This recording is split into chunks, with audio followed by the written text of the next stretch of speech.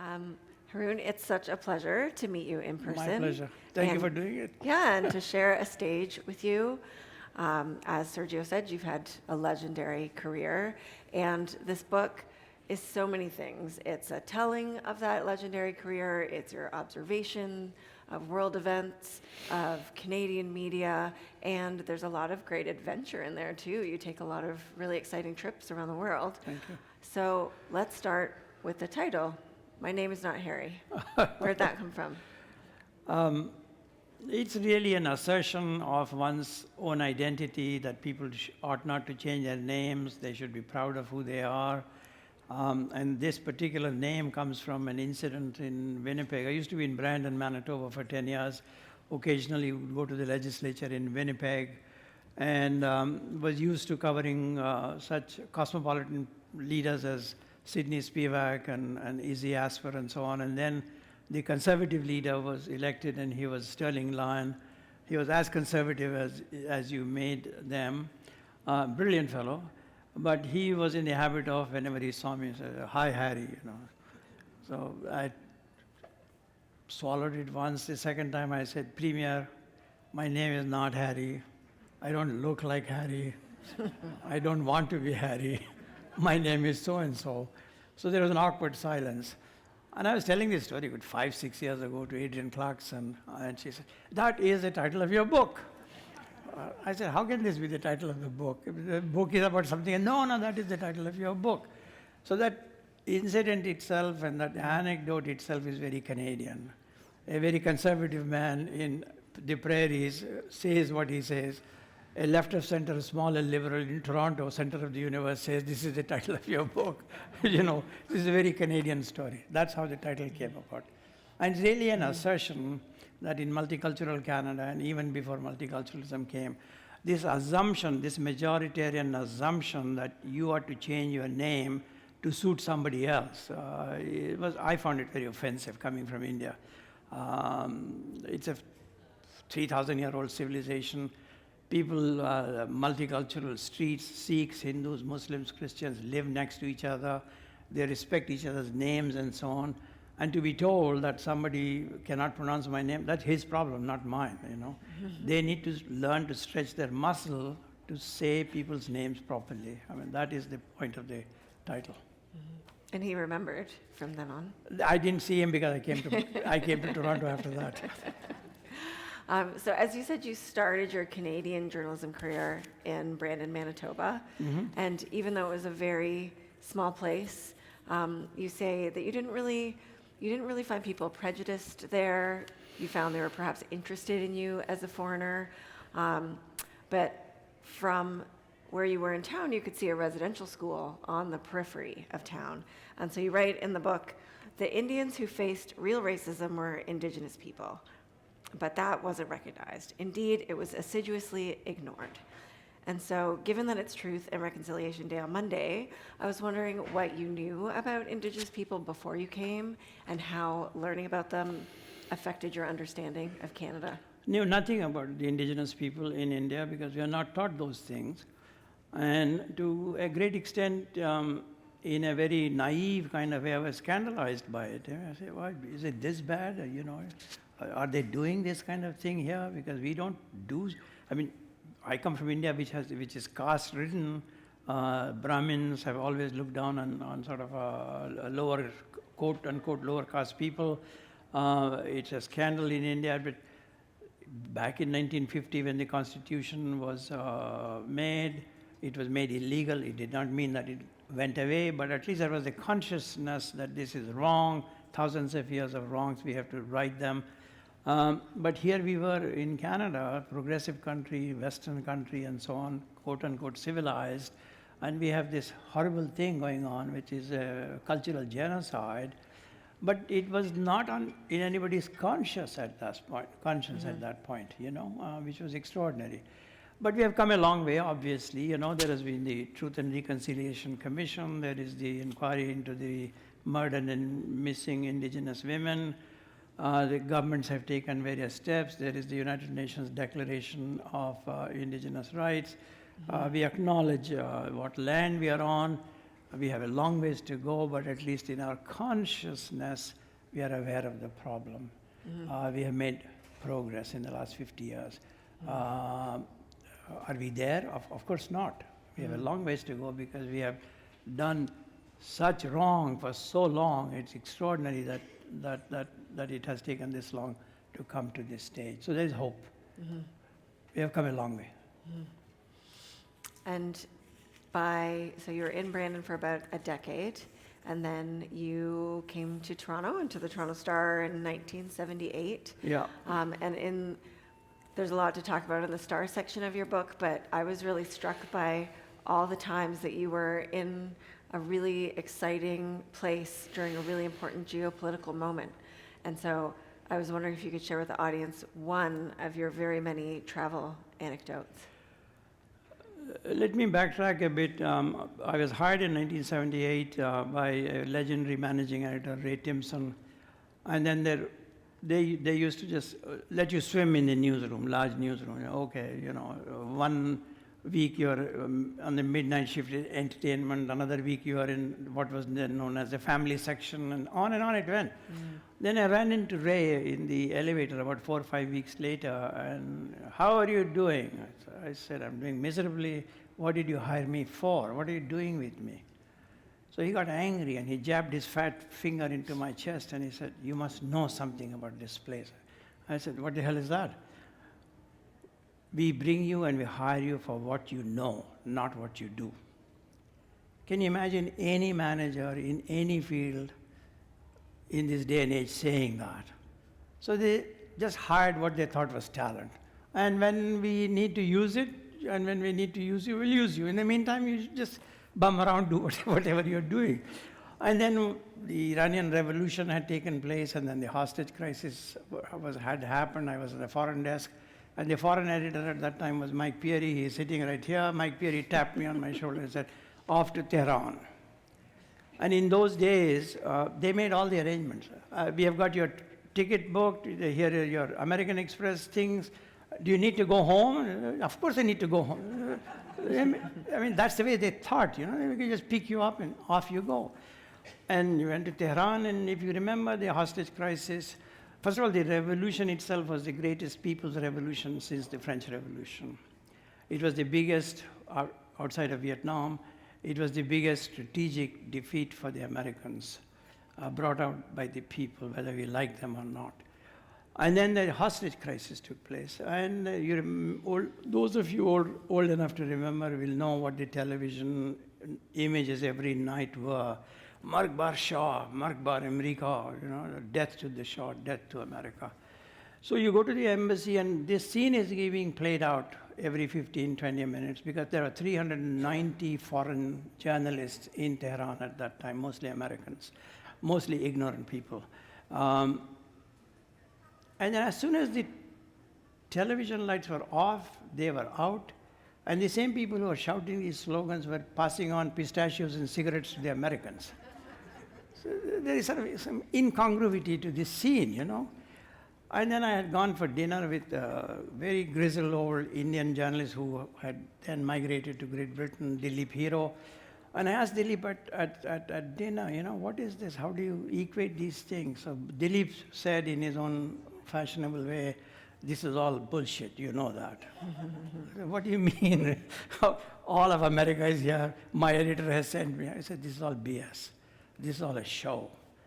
And then he said the great words. He said, the story is not here. So what do you mean the story is not here? So he said, the story is all over the country. And I telexed Mike. I said, I need to go somewhere else. And to his immense credit, Mike said, yeah, go find other stories, We can take this story from the wires because AP was filing it, Reuters was filing it. No, I was not adding great value to it, So I went around the country and filed various stories, and those stories were the most well-read, not great pontifications that I had done, but ordinary stories of ordinary people and so on. And once I went to a cemetery, later known as the Behesht-e-Zahra Cemetery, where, quote unquote, the martyrs of the revolution were buried. And there were various people sort of sobbing at various graves. And one young woman, relatively young woman, was at a grave. She was sobbing, and we got talking through my interpreter and said, "Whose grave is this?" And she said, "This is my son. She was shot and killed by the Shah." What she meant was the Shah's police had killed him. So I said, "Where was that?" And he said, "This is the Jale Square massacre. There was a big massacre in which 100 people were killed at close range for demonstrating. 60,000 people were killed in that revolution, more than the 50,000 Americans who died in Vietnam. You would never hear this in the American press." And she said, "Here lies my son." Then the penny dropped, you know. The students at the American embassy are holding hostage because her son is here down in the ground. There's a cause and effect to these things. And those stories, you didn't have to do anything, you had to just tell that story. And when I came back 2-3 months later, that's all people talked about. That was a great story from the graveyard, you know, because it told anecdotally, in a humane kind of way, what was going on, what is the story here, you know. And you find those kinds of stories everywhere. But for the start, it was building on your expertise and your knowledge of that. It's not so much expertise, you see, we call it expertise. What really happens is, it's a sort of, how do you say that? When you come to a majority white Christian nation and you are somebody else, you bring a different set of eyes. You bring a different set of sensibilities. They expect you to conform to them. And if you refuse to conform to them, it frees you. You're independent. You can think for yourself, you know? Like Dilip Hero saying, "This is BS. Why are you here? Go somewhere else." And this other sensibility that's now being introduced and injected into Canada is what made that journalism possible. It's no great brilliance on my part. You know, you get lucky. Mike then said, "The Soviets have invaded Afghanistan. Can you get to Afghanistan?" Which is his way of saying, "Go there now." You know, that's the way they talked. So, "Yes, sir." And so, you know, I made my way to Afghanistan. And the same thing happened in Afghanistan. Within about 4 or 5 days, you could tell the hostility building up to the Soviets right away. And they are telling us stories about, "Do you not know the British came here twice and we beat them? Do these idiots, godless people, not know that we are not going to let this succeed?" Within 3-4 days of my arriving, you can feel this everywhere, you know. And then they say, foreign journalists should not leave the hotel. So of course you leave the hotel. You go, you know, you find it. You should not leave Kabul. So of course you leave Kabul. So I sit in a bus and I take a bus to Kandahar and I stay there 3-4 days. I file stories and I take a bus from Kandahar to Herat, which is a horseshoe highway in Afghanistan like this. And the bus is stopped. And he pulls to the right. And why is this stopped in the middle of nowhere? And there is a mechanical Soviet division coming by. Trucks, tanks, howitzer guns, this and that, and so on and so forth. So the story wrote itself, that's it. But other story is this. Once they're past, all of a sudden the bus stopped again, and a young policeman comes with a Kalashnikov rifle and so on, and he's asking everyone to get out of the bus. So you're getting out, and they say, "What the hell am I going to tell this guy? Who am I?" So my brilliant mind says, I should tell him I'm a Muslim. I said, "No, this is a communist land right now. Muslim will not save you." "Oh, I'm an Indian," because India is very friendly with Afghanistan. As I get to him, I hold my Canadian passport and I say, "I'm a Canadian." And he said, "Kanadi? Ah, Kanadi, oh, all right." Imagine the goodwill of Canada at that time had spread down to this 19-year-old guy with a Kalashnikov rifle. And he said, "Yeah, go ahead." Yes. So you're safe by being a Canadian in the middle of nowhere. And it turned out the Canadians had run an eye clinic in Kabul for many, many years. And people had good feelings about Canada. So you get lucky, you know. So that's an anecdote for you. But it's a telling anecdote. Here is a Soviet invasion, here is these big things happening, and here is this Canadian eye clinic that has left so much goodwill that it saved me. Go ahead. I mean, we wonder if they feel the same way now, but we can get to that later. No, we can come back to it later Yeah. if you want. Afghanistan, yeah. Afghanistan war was a mess. We'll come back to it later. Yes, Well- sequentially, if you will. Yeah, so before we were talking about, what you, as someone who is different or a foreigner, brought to the Star newsroom, and on a wider scale, you saw Canada introduce the idea of multiculturalism as an official policy, how it played out on the ground, how, this idea that immigrants, including my parents who came to Canada around the same time that you did. Her father was the famous councillor for the city of Toronto, a very good councillor. Yes, please go ahead. What immigrants and people with different cultures and religions bring to Canada, also what their labor brings economically. And then the idea of multiculturalism, there was a backlash really by the 1990s already. Right. And I was wondering, how did that look from inside the Star newsroom, that whole movement from the idea to the policy to the backlash? Yeah, before we get to the newsroom, that idea by Pierre Elliott Trudeau of multiculturalism itself was revolutionary. If you remember, he made a famous statement in Parliament, something to the effect, Canada has no official culture, nor does any ethnic group has precedence or priority over anyone else. Then he went on to say, there's no such thing as a model Canadian. We can be Canadian any way you wish. I mean, that was revolutionary. What that statement did, one paragraph, what that did really is it swept away the assumption of this being a white nation. It swept away the assumption of this being a Christian nation. So it became immediately a majority Christian nation, but everyone was equal. I mean, that was extraordinary. Then comes Section 27 of the Charter.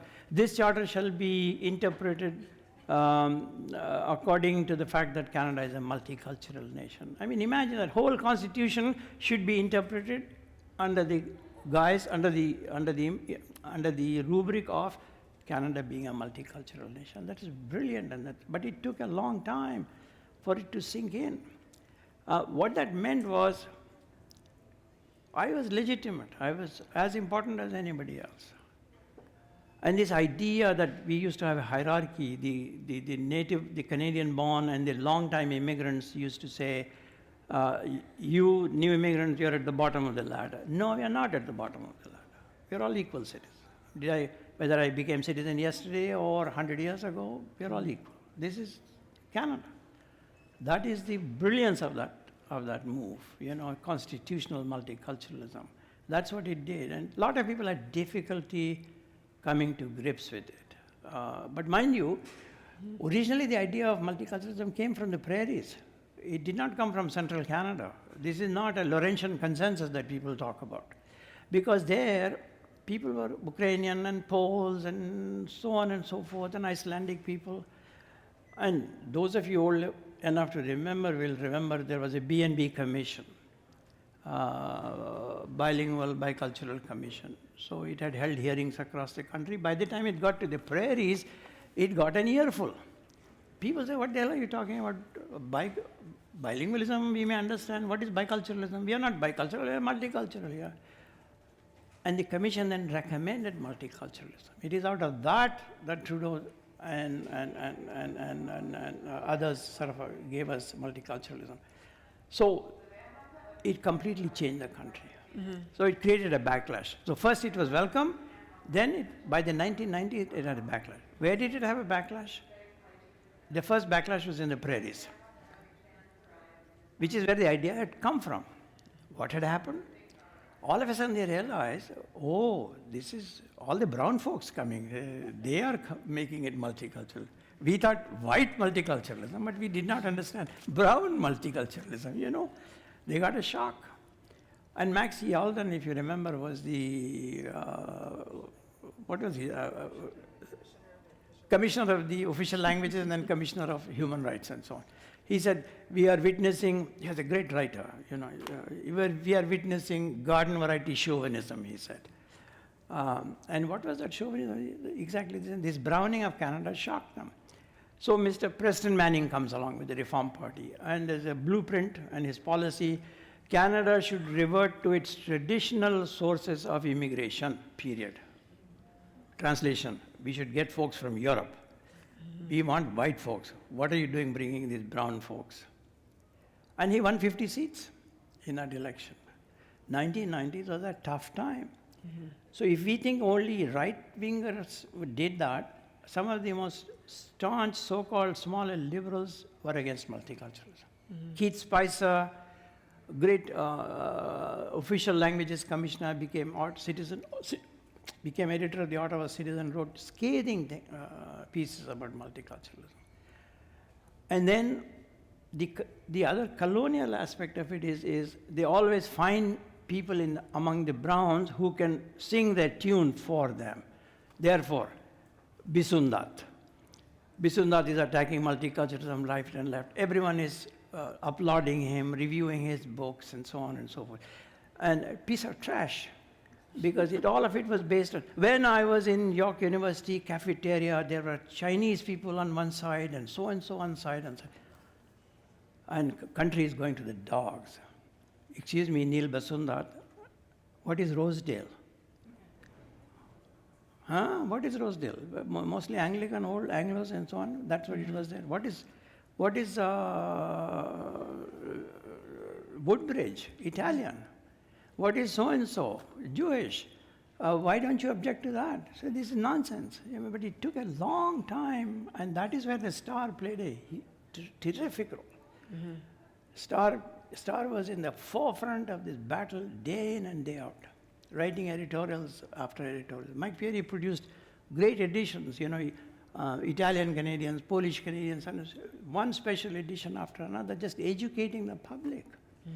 A lot of the credit goes to an old man. I mean, this is, inside shop talk. There was an old grizzly fellow by the name of Beelan Hornrick who was the publisher for a very long time.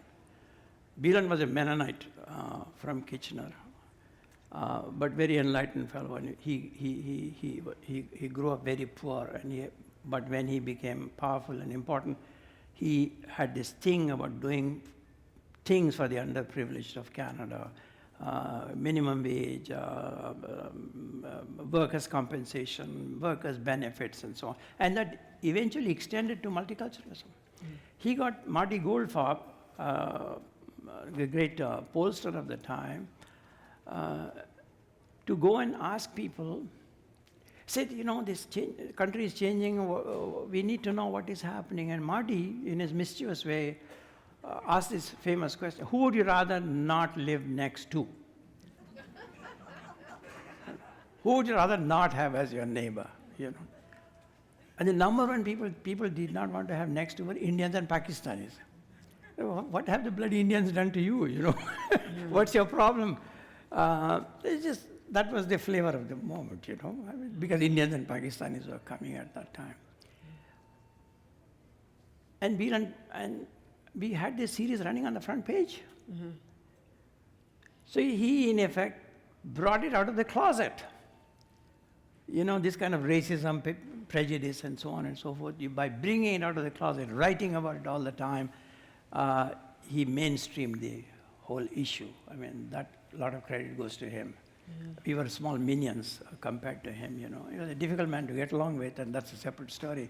But he played a great role in it, and Toronto Star played a great role in it. And the people don't realize that from outside. If you're a big newspaper, Canada's largest newspaper, you also have the power of setting the agenda of society. When you do something day in and day out on the front pages, you're writing editorials, you set the agenda of society. You set the agenda of Queen's Park. You set the agenda at the municipal level. If you're lucky, you set the agenda in question period in the House of Commons. You mold public opinion. If you mold public opinion, the spineless politicians will follow. That's what happened. And lo and behold, by about 2010, 2000 whatever, the broad national consensus in favor of immigration. The only OECD country in the world with a national consensus on having immigration. Translation, the Brown Express can keep coming. That's what that means, because there are no white immigrants available. Europe is aging. The only immigrants available will come from the third world, will come from Africa. National consensus. Only Western country with a national consensus. Second, more important thing that happened, you ask people, Nick Nanos and other pollsters will tell you, they ask the question, what is the best thing you like about Canada? Something like that. They rate multiculturalism, pluralism as number one among all Canadians. Not just brown people saying this, all Canadians, 80%, 85%, people saying pluralism is the number one value in Canada. Not hockey, not beaver, pluralism. I mean, that's extraordinary. Can you imagine this happening in Great Britain, in France, in Belgium, in Holland? So this was a revolution within our own lifetime, And now changing again. You can ask the next question. Well, yeah, and so as you and I have talked about before, I don't know that the opportunities that were present for my parents are necessarily present now. And the example that I always think of. Sorry, that's me. Is that okay? Yeah, you can blame me. My parents are from Trinidad. Yeah. And so Good cricket playing nation. And one of, the largest source of West Indians in Canada right now is farm workers, but they're temporary foreign workers. So the opportunities for them to become Canadians in that same way really seem limited. And now we see that there's a backlash against temporary foreign workers and against immigrants in a way that it almost seems sometimes as mean as perhaps the United States or Great Britain. Not quite. Yeah. Not quite. No, there's a great truth in what you're saying. The Harper government opened the floodgates to students and immigration, good for them. The Trudeau government let it out of control, bad for them. So what has happened now is we have a proliferation of students with colleges and universities playing an unconscionable role in charging them fees because the government funding has been reduced. So they are fleecing these poor students from India and elsewhere, paying exorbitant fees. And half of the Uber drivers, taxi drivers are Indian kids these days. You talk to them and say, why have you come here? And 3 out of 4 will tell you, sir, there is Indian economy is growing and so on, but jobs are difficult to find. Number 2, there's too much corruption in India. I have to bribe to get a job. For the price of bribe, I can buy a ticket to come to Canada. See his logic? That's why he is here. And colleges are charging them enormous amounts of money and so on. So that's one part of it. So there is a backlash in the country that we have let this run rampant. We have. And we don't have enough housing, prices are already up, groceries costing too much, so you tend to blame the immigrant. Immigrants are not responsible for it completely, they're partially responsible. The immigrant who comes here doesn't buy $1 million house. It's a dynamo effect, of course, in the long run, but they're handy to blame. But what has not yet happened, touch wood, it has not deteriorated into white nationalism as it has in the United States. What is Mr. Trump? Build the wall, build the wall. What does that mean? Translation, keep those brownies out. Keep the Spanish people out. Keep America white. Haitians are eating cats and dogs. This is blatant racism. In Canada, there's strains, but it has not descended into white nationalism. That's one part of it, must remember all the time. It's not to say Mr. Polivia and others may not exploit it, but the second part of that is the Conservative Party and others cannot exploit it like that. Because no national party that is anti-immigration can win a national election in this country. That is the bulletproof part of it. You have to win 15, 20, 30 seats in Greater Metro Toronto area. You're not going to win Markham, Richmond Hill, Brampton, Mississauga if you're openly against immigration, if you're openly racist and so on. So, in fact, the Conservative Party now recruiting turbaned Sikhs to run for them. That will not happen in France, I can tell you that. That will not happen in Belgium. That does not happen elsewhere. Beginning to happen only in England. The other part of it really is that this exploitation of temporary foreign workers, first opened by the Harperites, is exceptionally bad for the country. Because this is only one step away from the guest workers in Germany. It's only 2 steps away from the exploitation that takes place in the Arab countries of Indian and Pakistani labor. If you want people, bring them in, give them landed immigrant status. They have a status in this country, and they have a stake in this country. It's a two-way street. You have invited them, and you're bringing them because you need them. You're not doing them a favor. Those old days, we brought you to Canada, be grateful, those days are gone. Immigration is a two-way street.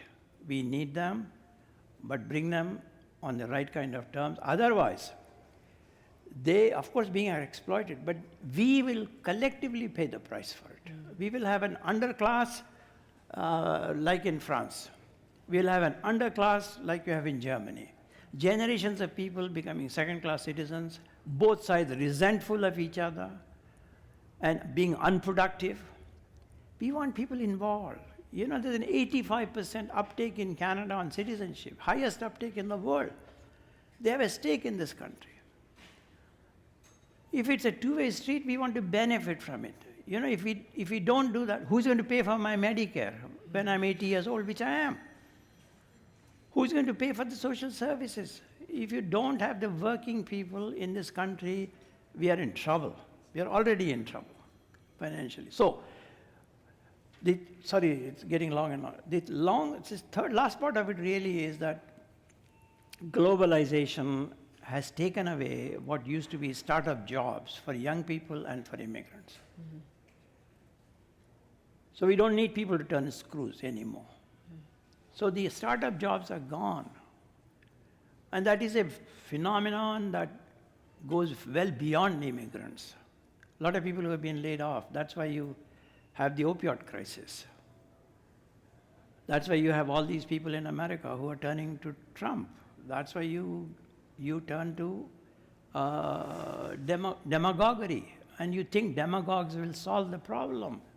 Mr. Trump is not going to solve the problem because you are suffering a loss of job, you are suffering a loss of status, you are suffering a loss of million things.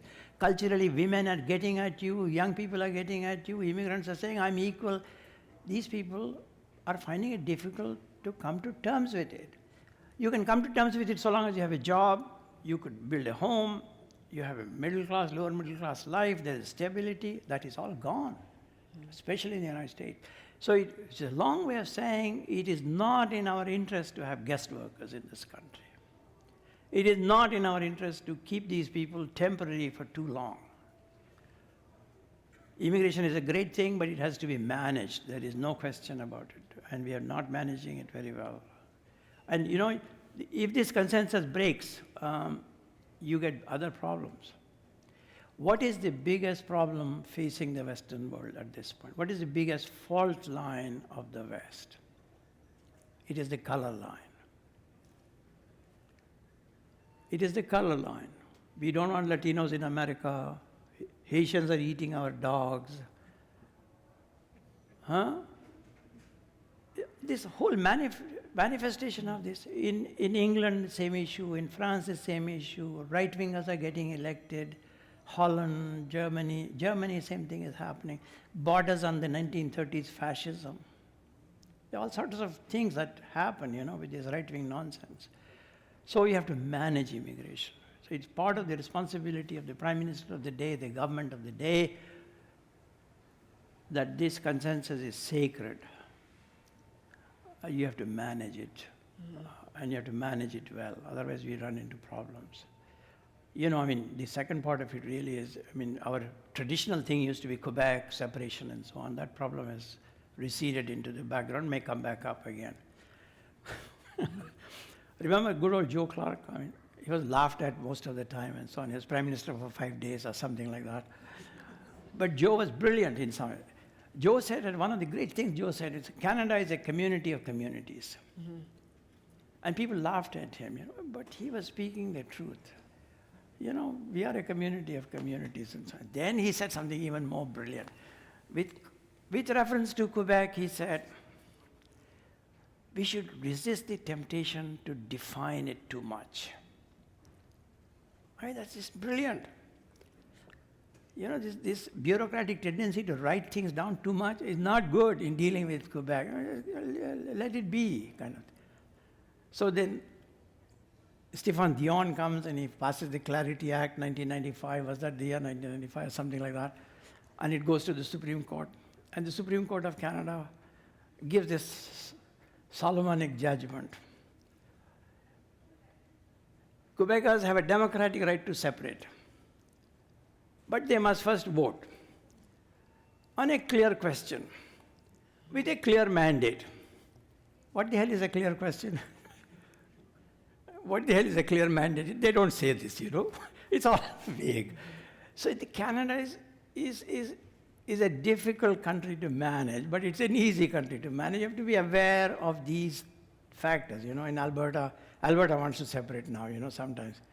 So Mr. Chrétien was there 2 years ago. Or was it last year? I said, separation, somebody asked him, what separation? What about this separation?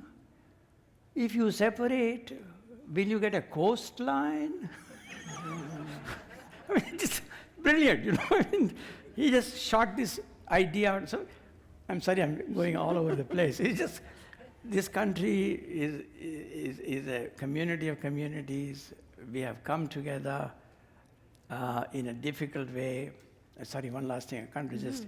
You started asking about the indigenous people. John Ralston Saul wrote a great book in 2009, I think, A Fair Country. And John argued in that our establishment does not understand that Canada is not an American country. Of course, we know that. We define ourselves as we are not Americans. We are not even a European country, unlike what a lot of people think, John said. We are a Métis nation. Our sensibility is indigenous. It is the indigenous people who welcomed the white man. It is the indigenous people who taught the white man how to survive the winter. It is the indigenous people who welcomed them in their circle and expanded the circle. It is the expanded circle that became the 1865 North America Act, in which 3 collectivities were honored: the Aboriginal peoples, the French, and the English. Balance of collective rights. What was his name? Francis Fukuyama, the great historian in the United States, said, there's a big hole at the heart of the American Constitution. Mm-hmm.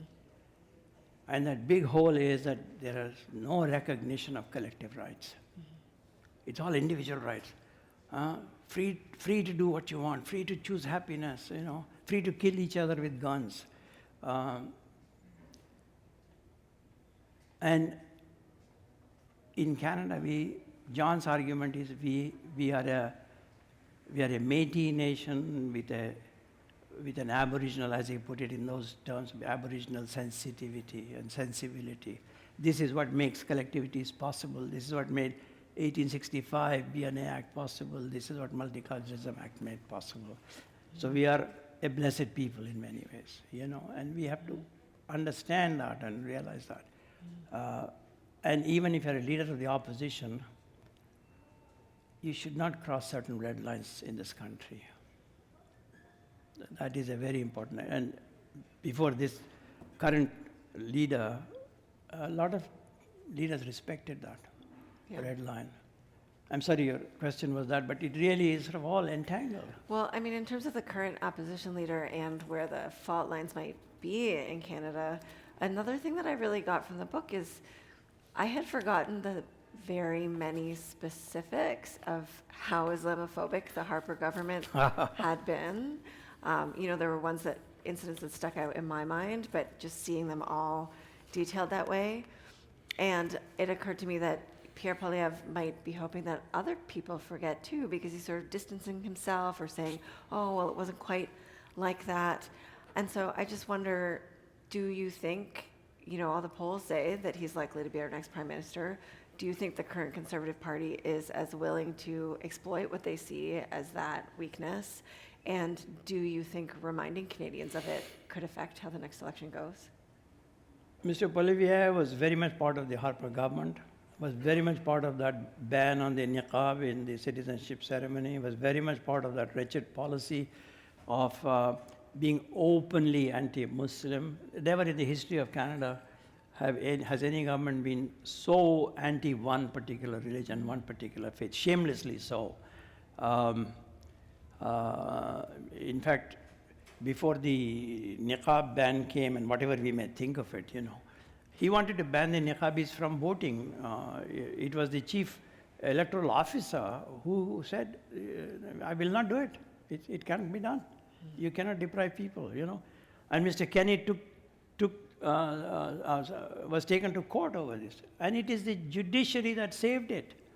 3 times they defeated the Harper government law. The Harper government systematically boycotted the Muslim community, the organized community.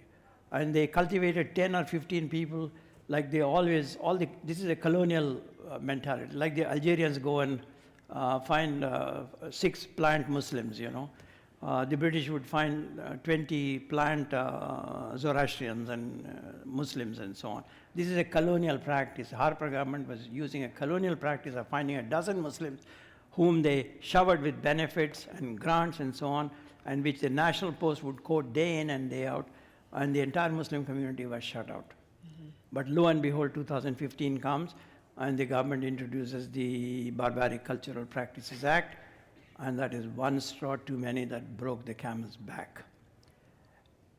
In 9 Toronto area ridings, back to your original question, 9 Toronto area ridings, Muslims turned up in droves.